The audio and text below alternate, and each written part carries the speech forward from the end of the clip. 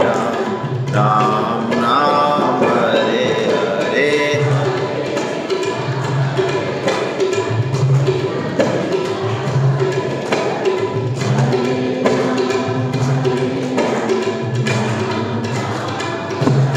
हरे हरे कृष्णा कृष्णा कृष्णा हरे हरे, हरे राम राम राम हरे हरे।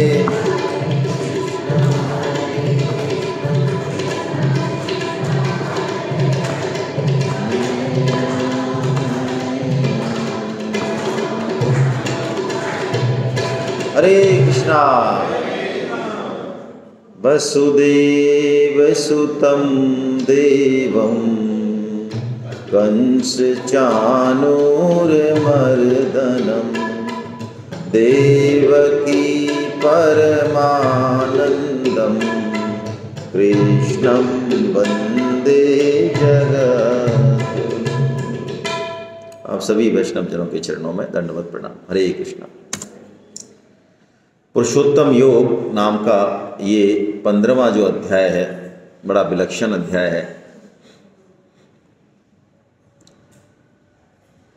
गीता में 18 अध्याय में भगवान वेदव्यास जी महाराज ने किसी भी अध्याय को भगवान के नाम से नहीं दिया, पुकारा।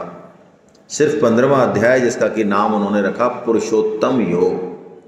पुरुषोत्तम कौन है? भगवान श्री कृष्ण हैं। कैसे हैं? इस नाम की वो महिमा और सिद्धि करेंगे इस अध्याय में। और इस अध्याय को भगवान श्री कृष्ण स्वयं शास्त्र कहेंगे। गीता एक शास्त्र है, लेकिन जो लोग गीता भी नहीं पढ़ पाए, हमारे सनातन धर्म में वेद, पुराण, उपनिषद, महाभारत, स्मृति, बहुत सारे ग्रंथ हैं जिनमें 10 जन्म लग जाएं, 100 जन्म लग जाएं। उन सबको निचोड़ के गीता बनाई भगवान ने। उसमें 700 श्लोक हैं।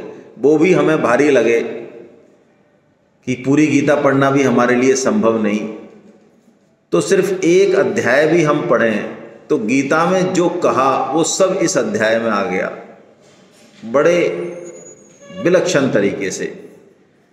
शास्त्र वो होता है जिसमें 4 चीजें जरूरी होती हैं। भगवान कौन है? सबसे पहले तो हम कौन हैं? सबसे पहले तो जर्नी खुद से है। हम हैं कौन? वास्तव में हमारी पहचान क्या है? वेदांत की शुरुआत भी इसी से होती है। वेदांत मतलब वेद, उपनिषद। उपनिषद विशेषकर वेदांत का मतलब उपनिषद से है। हम हैं कौन? हम हैं कौन ये पता चले तो पता चले कि हमारा लक्ष्य क्या है। भगवान कौन है, कैसे हैं, क्या है, उनसे हमारा क्या संबंध है। और ये बीच में जो दिखता है जगत, माया, जो भी कुछ कहें, ये क्या है? इन प्रश्नों के बारे में जहाँ चर्चा होती हो वही शास्त्र है। यदि इनके बारे में चर्चा नहीं है किसी चीज़ में तो वो शास्त्र नहीं है।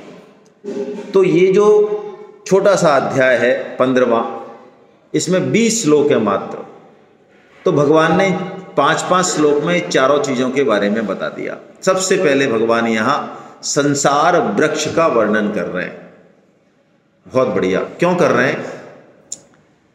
अभी अभी आपने पढ़ा, देखिए, ये पिछले गुणातीत गुणत्रय विभाग योग में अर्जुन ने प्रश्न पूछा था कि मैं 3 गुणों से भी पार जाना चाहूं तो क्या उपाय है? सरल उपाय पूछ रहे हैं अर्जुन। तो भगवान ने 14.26 में आंसर दिया, माम चयो अव्यभिचारेण्य, मेरे में अव्यभिचारिणी भक्ति हो तो तू 3 गुणों से पार चला जाएगा। हम संसार में हैं, शरीर धारण किया हुआ है, रात दिन हमें व्यवहार करना ही पड़ेगा। तो रात दिन संसार में व्यवहार करते हुए भी ये अव्यभिचारिणी भक्ति कैसे बनी रहे, ये युक्ति कैसे मिले, इस युक्ति को बताने के लिए भगवान इस 15वें अध्याय को कह रहे हैं। इस युक्ति को समझने के लिए पहले हमें संसार वृक्ष को समझना पड़ेगा, जो कि हमें विचलन पैदा करता है, जो व्यभिचार पैदा करता है। अब व्यभिचारिणी नहीं हो पाती हमारी भक्ति। तो ये संसार वृक्ष है क्या, कैसा है, इसका मूल तत्व क्या है, इसके बारे में भगवान वर्णन कर रहे हैं बड़े अच्छे से। आइए पहला श्लोक सबसे इंपॉर्टेंट है, समझते हैं हम। ऊर्ध्वमूलमधः शाखमश्वत्थं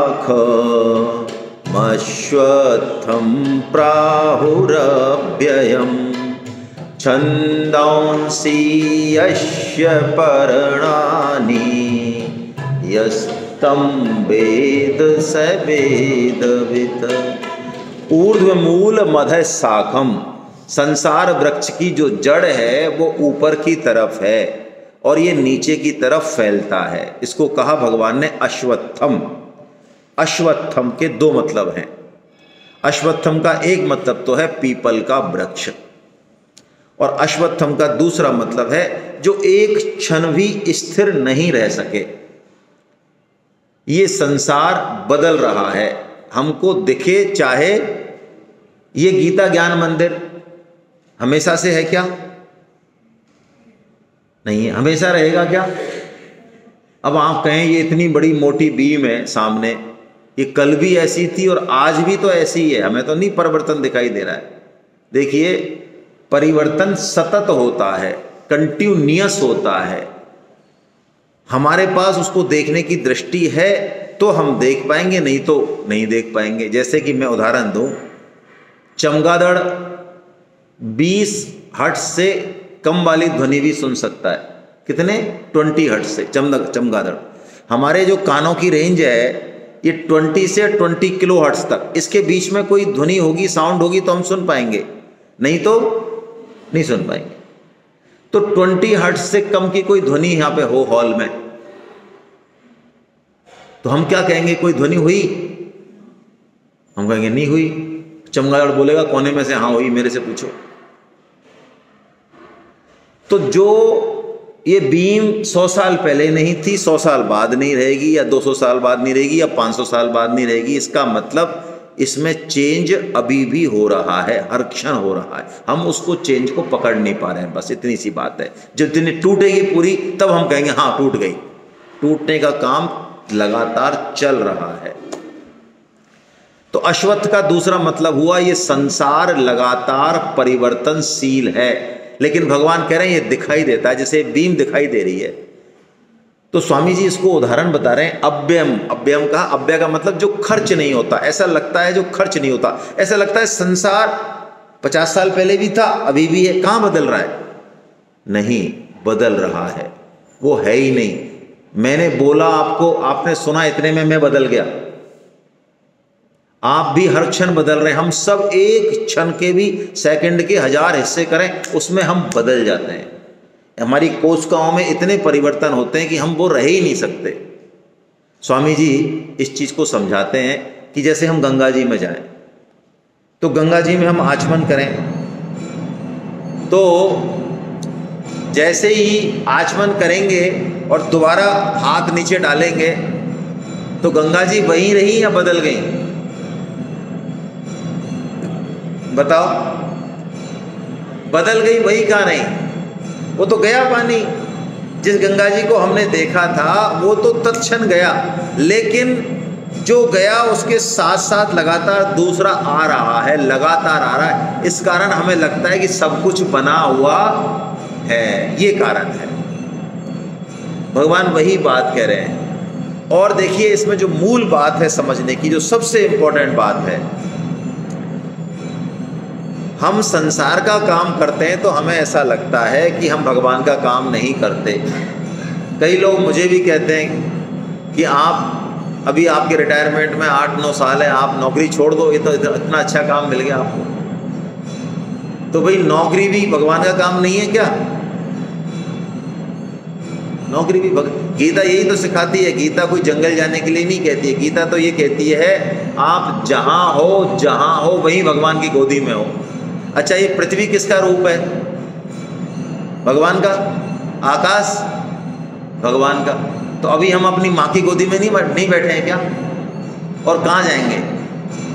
माँ की गोदी से भगवान की गोदी के अलावा और हम जा कहाँ सकते हैं? समुद्र में जाएंगे तो, पहाड़ में जाएंगे तो, आकाश में जाएंगे तो, तीनों लोकों में कहीं भी जाएंगे तो भगवान की गोदी के अलावा जा कहाँ सकते हैं हम? लेकिन बस हमको होश नहीं है कि हम भगवान की गोदी में बैठे हैं, ये समस्या है। क्यों नहीं है होश? अब भगवान बता रहे हैं वो युक्ति जिससे हमारी भक्ति अब व्यभिचारिण्य रहे। कैसे रह सकती है? देखिए भगवान क्या बात कह रहे हैं। भगवान कहते हैं इस संसार वृक्ष की जो जड़ है वो ऊपर की ओर है, यानी जड़ कौन है? श्री कृष्ण स्वयं है। बीज कौन है? श्री कृष्ण स्वयं है। यदि हमको किसी वृक्ष को हरा भरा रखना है तो हम उसकी जड़ में पानी देते हैं, उसमें नहीं देते पत्तियों में, डालियों में। जड़ दिखती नहीं है फिर भी पानी किस में दिया जाता है? क्यों देते हैं पानी जड़ में? ये कह रहे हैं जड़ में पानी इसलिए देते हैं, जड़ में देंगे तो पूरे वृक्ष को मिल जाएगा, जहां जरूरत होगी वहां पानी चला जाएगा, ऊपर से ऊपर, कोई समस्या नहीं है। तो यदि संसार वृक्ष की जड़ श्री कृष्ण है तो इसके मायने क्या हुए? इसके मायने ये हुए कि यदि हम श्री कृष्ण की सेवा कर दें, श्री कृष्ण का आज्ञा पालन कर दें, तो इस संपूर्ण संसार वृक्ष का पालन हो जाएगा या नहीं होगा? क्यों नहीं होगा? जब संसार वृक्ष निकला ही भगवान श्री कृष्ण से है, तो इस संसार वृक्ष में हम जो कुछ करें हम ऐसा माने कि हम तो भगवान श्री कृष्ण का ही काम कर रहे हैं, उन्हीं की जड़ को पानी दे रहे हैं। और यदि हमने जड़ को पानी नहीं दिया, भगवान श्री कृष्ण की महत्ता अपने जीवन में नहीं मानी, और इस संसार में हम कुछ भी करते रहे, बड़े से बड़े काम, कुछ भी फायदा नहीं होगा, कोई फायदा नहीं होने वाला है। इस संसार में आके बिना अपने को जाने, भगवान को जाने, बस बच्चे पैदा करके और हम निकल गए, खत्म हो गई देह, तो हमने कुछ नहीं किया। महति विनष्टि, शास्त्र कहता है महति विनष्टि, उपनिषद में आया है। इतना बड़ा नुकसान हमने कर लिया जिसकी की कोई सीमा नहीं। इसलिए भगवान ने बहुत स्पष्ट रूप से कहा, वेद को जानने वाला कौन? देखिए भगवान ने कितनी बड़ी बात कही। हम कहते हैं हमें वेद पढ़ें, हमने शास्त्र पढ़ें, पुराण पढ़ें, क्या प्रमाण है भैया? वेद शास्त्र पढ़ लिए? भगवान प्रमाण बताते हैं। वेद शास्त्र पुराण गीता सब पढ़ के यदि भगवान श्री कृष्ण से प्रेम हो गया, उनको इस संसार का मूल तत्व हमने जान लिया, तो मान लिया कि हाँ हमने वेद पढ़ लिए। भगवान कह रहे हैं उस संसार वृक्ष को जो जानता है, ऐसे जानता है जैसे मैंने बताया। भगवान कह रहे हैं, क्या बताया भगवान ने? कि इसकी जड़ कौन है? श्री कृष्ण है। जो ऐसे जानता है वही वेदों को जानने वाला है। यानी इस संसार के मूल में भगवान ही हैं, ये हमको जानना है। और अब भगवान हमारे बारे में बता रहे हैं, हम कौन हैं? हम कौन हैं? भगवान खुद घोषणा कर रहे हैं, खुद कर रहे हैं। हम तो कहते रहते हैं हम भगवान के, भगवान के, भगवान के, और भगवान एक बार भी कहें ना तो क्या फायदा है? भगवान खुद कह रहे हैं। क्या कह रहे हैं? ममीवांसो जीवलोके जीवभूता सनातना मनसष्ठानि इंद्रियाणि प्रकृतिस्थानि कर्षति मम एव अंशो, माम एव अंशो जीव भूता सनातना। हमेशा, सनातन मतलब हमेशा से, जीव भूत जो जीव बना हुआ है, कौन? हमारी बात हो रही है। हम जीव बने हुए हैं नहीं जीव, हम हैं तो भगवान के अंश, आत्मा हैं। लेकिन भगवान कह रहे हैं तू केवल मेरा ही अंश है, किसी और का नहीं है।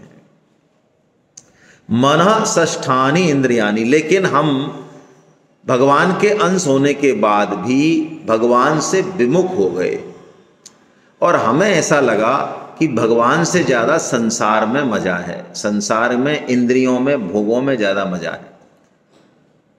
जैसे कोई मांसाहारी, वो क्या खा रहा है? वो कचरा ही खा रहा है। किसी का मांस खाना, रक्त खाना, है ना, ये पूरी सृष्टि को तबाह करने के बराबर है। वो कह सकता है कि मेरी मर्जी मैं खाऊं, लेकिन नहीं, वो जो कर रहा है उससे संपूर्ण सृष्टि प्रभावित हो रही है, हम भी प्रभावित हो रहे हैं। क्योंकि एक मांसाहार खाने, आज मांसाहार इतना बढ़ रहा है मत पूछो आप। साउथ में तो पहले से ही था, वो अलग बात थी। कहीं कहीं प्रदेश की जलवायु के और उसके हिसाब से होता है पहले से ही, वो अलग बात थी।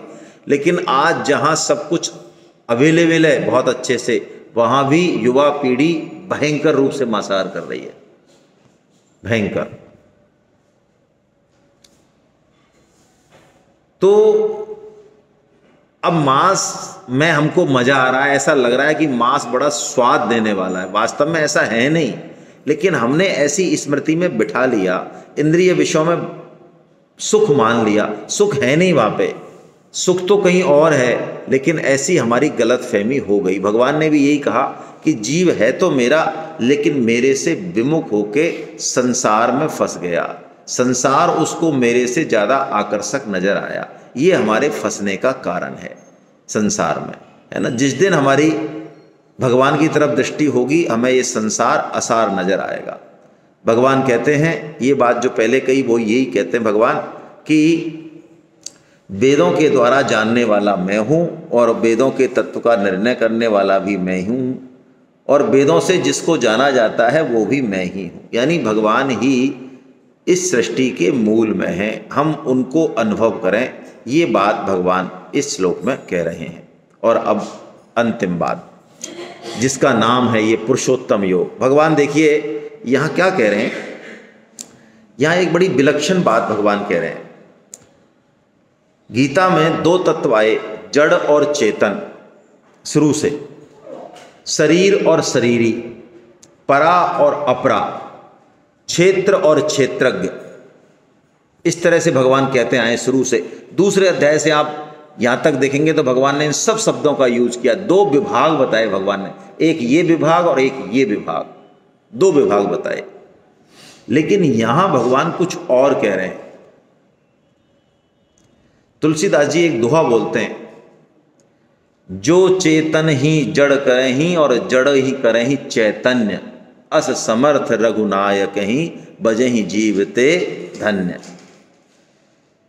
देखिए, जड़ चेतन हमारे लिए दो हैं, हमको ऐसा बोलना पड़ता है, शास्त्र को बोलना पड़ता है कि जड़ है ये संसार, इससे अलग हटो, क्योंकि हमारी सुख भोगने की आदत पड़ी हुई है। और ये चेतन है, ये भगवान है, ये हम हैं।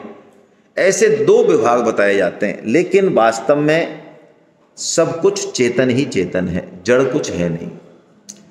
हालांकि ये बात समझ में नहीं आती, क्योंकि भगवान चैतन्य है, तो भगवान से जो भी होगा पैदा वो सब चेतन ही होगा। यहाँ भगवान उसी बात को कह रहे हैं कि क्षर जो है, क्षर यानी जो विनाशी है, जो परिवर्तनशील है, उससे मैं अतीत हूँ, उससे बहुत दूर हूँ, मैं क्षर में नहीं हूँ। और अक्षर यानी हम, जिसका विनाश नहीं होता, आत्मा, उससे मैं उत्तम हूँ।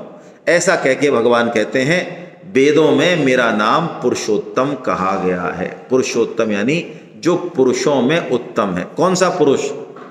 पुरुष का मतलब यहाँ क्या, स्त्री और पुरुष नहीं, जो शरीर रूपी पुर में निवास कर रहा है, चाहे स्त्री हो चाहे पुरुष हो। पुर शयनेति, शयनेति पुरा स पुरुषा, जो इसमें शयन कर रहा है, इस पुर में, 9 द्वारों वाले में, वो ही पुरुष है। यानी हम आत्मा, जीवात्मा, उसको पुरुष कहा। तो भगवान जीवात्मा से श्रेष्ठ हैं, ऐसा भगवान ने कहा। और अंत में भगवान ने कहा कि ये अत्यंत गोपनीय शास्त्र है जो मेरे द्वारा तुझे कहा गया है, ऐसा भगवान कहते हैं। इसको गोपनीय शास्त्र कहते हैं। यानी इस 15वें अध्याय को भगवान ने शास्त्र की संज्ञा दी, अपने बारे में बताया और जीव के बारे में बताया, इस संसार के बारे में बताया, और ये जीव कैसे ट्रांसफर होता है ये भी बताया। वो श्लोक हमने लिए नहीं। जीव एक योनि से दूसरी योनि में कैसे जाता है। 3 शरीर होते हैं, चलिए मैं बताता हूं। 3 शरीर होते हैं हमारे। एक तो ये शरीर जो दिख रहा है, स्थूल शरीर, ठीक है, ये 5 महाभूतों से बना है। मृत्यु का मतलब ये, इसकी मृत्यु होती है, ये यहीं रह जाता है। 5 महाभूतों की एक तरह से, उनकी भी मृत्यु नहीं होती, पर हम मान लें मृत्यु होती है, वो भी महाभूतों में मिल जाते हैं। इसके अलावा 2 शरीर और हैं हमारे। एक सूक्ष्म शरीर है जो 17 तत्वों से मिलकर बना है। कौन कौन से? 5 कर्मेंद्रियां, 5 ज्ञानेंद्रियां, 5 प्राण, मन और बुद्धि। ये 17 तत्वों से बना है सूक्ष्म शरीर, और सूक्ष्म शरीर का भी एक और अंदर होता है शरीर, उसका भी सूक्ष्म, उसको बोलते हैं कारण शरीर, जिसको बोलते हैं अहम। हम जो अहम है ना, अभी जो हम अपने आप को मानते हैं मैं आई एम, ये अहम शरीर है, आई एम। तो कारण शरीर और सूक्ष्म शरीर, ये दो शरीर ट्रांसफर होते हैं। देखिए, हमारी मन, बुद्धि और अहंकार, ये चार अंतःकरण चतुष्ट बोलते हैं इनको शास्त्र में। चित्त, तो हम जैसा हम इस जन्म में खाएंगे, पिएंगे, सोचेंगे, पढ़ेंगे, जैसा व्यवहार करेंगे, ये सब हमारे स्वभाव में, हमारी चिप में अंकित हो जाता है। ठीक है, तो हम मन, बुद्धि और चित्त से दूसरे शरीर में जाते हैं।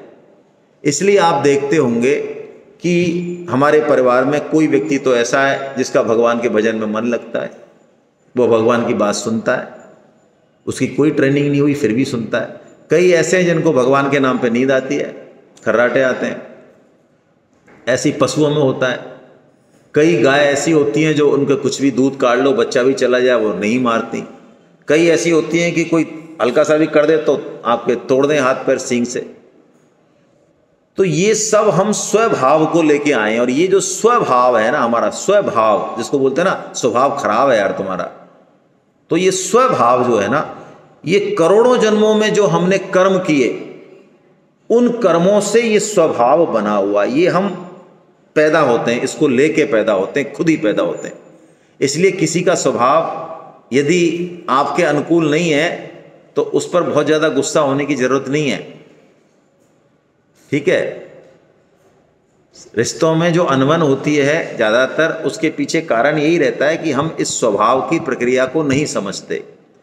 तो अब आप कहेंगे क्या स्वभाव को ठीक नहीं किया जा सकता? इसको समझिए आप, दो चीज़ें होती हैं। एक तो हमारा जातिगत स्वभाव होता है, उसको ठीक करने की जरूरत नहीं है। जातिगत से मतलब, जैसे मैं स्त्री हूँ तो अब मेरी वाणी कोमल होगी, फ्रीक्वेंसी ज़्यादा होगी, श्रद्धा मेरे में ज़्यादा होगी, लज्जा होगी मेरे में थोड़ी सी, तो ये मेरे में एक्सेप्टेड है, ये होनी ही चाहिए, इसको बदलने की ज़रूरत नहीं है। लेकिन स्वभाव में जो खराब अंश है ना, काम है, क्रोध है, राग है, द्वेष है, ये खराब अशुद्ध अंश जो है स्वभाव का, उसको बदला जाना चाहिए और बदला जा सकता है। मनुष्य जन्म इसीलिए मिला कि हम अपने स्वभाव को शुद्ध करें। स्वभाव में सबसे ज़्यादा अशुद्धि किसकी होती है? राग की होती है। राग मतलब पकड़, और सबसे ज़्यादा पकड़ यदि किसी व्यक्ति की होती है तो वो खुद की होती है। अपने आप की शरीर को, अपने आप को शरीर मानना, शरीर से बहुत विशेष प्रेम करना। जैसे कि हम अक्सर जो है महिलाएं और पुरुष भी घंटों घंटों दर्पण के आगे निकाल देते हैं, तो हम क्या देख रहे होते हैं? आत्मा के दर्शन कर रहे होते हैं। तो ये शरीर की तरफ हमारी वृत्ति है, उसको दिखा रहा है ये बात कि हम शरीर को कितना हमारी पकड़ है। यदि शरीर पे हमारी इतनी पकड़ होगी तो इसका मतलब हमारा राग बहुत है, और राग है तो द्वेष होगा, ये जोड़ा है। ऐसा नहीं हो सकता कि मेरा राग रहे और मैं द्वेष ना करूं किसी से, संभव नहीं है। राग है तो द्वेष होगा। इसलिए स्वभाव में सबसे ज़्यादा जो अशुद्धि है वो राग और द्वेष की है। तो हम भगवान से प्रेम करें, संसार की विषयों से और इनसे सुखों से प्रेम ना करें। तो स्वभाव, सूक्ष्म और कारण शरीर, दो, इनको लेके जो है व्यक्ति जाता है और उसी अनुसार स्वभाव करता है। वो जातिगत स्वभाव है, उसको बदलते नहीं है। इसको उदाहरण के तौर पे समझना हो तो मैं ये समझाता हूँ आजकल मोबाइल के उदाहरण से, है ना। मोबाइल की जो बॉडी है वो स्थूल शरीर है। आप मोबाइल चेंज कर दें तो उसमें से क्या निकाल लेते हैं आप? सिम निकाल लेते हैं। तो सिम में आपके जो नंबर हैं वो रहते हैं या उड़ जाते हैं? रहते हैं। आपने नया शरीर पहना दिया, बाकी तो सिम में आपने कुछ भी कोडिंग कर रखी है, तो वो सिम जो हो गई सूक्ष्म शरीर। और सिम के ऊपर जो पीली लाइन होती हैं, आईसी सर्किट बोलते हैं उसको, इंटीग्रेटेड सर्किट होती है ना, वो सब कुछ उसी में लिखा रहता है सिम का। क्या नंबर है, क्या कनेक्शन है इसका, कौन कौन से कंपनी की है। वो जो आईसी है, सर्किट है, वो कारण शरीर है। हमारे कारण शरीर में सब कुछ हमारा कोडिंग रहती है, टोटल पूरे हमारे 7 पीढ़ी तक की कोडिंग, हमारे स्वभाव की कोडिंग, हमारे कर्मों की कोडिंग, वो वहाँ रहती है। ठीक है, तो ऐसे जो है ये जीव ट्रांसफ़र होता है। तो भगवान ने यहाँ चारों चीज़ें बताई। और अब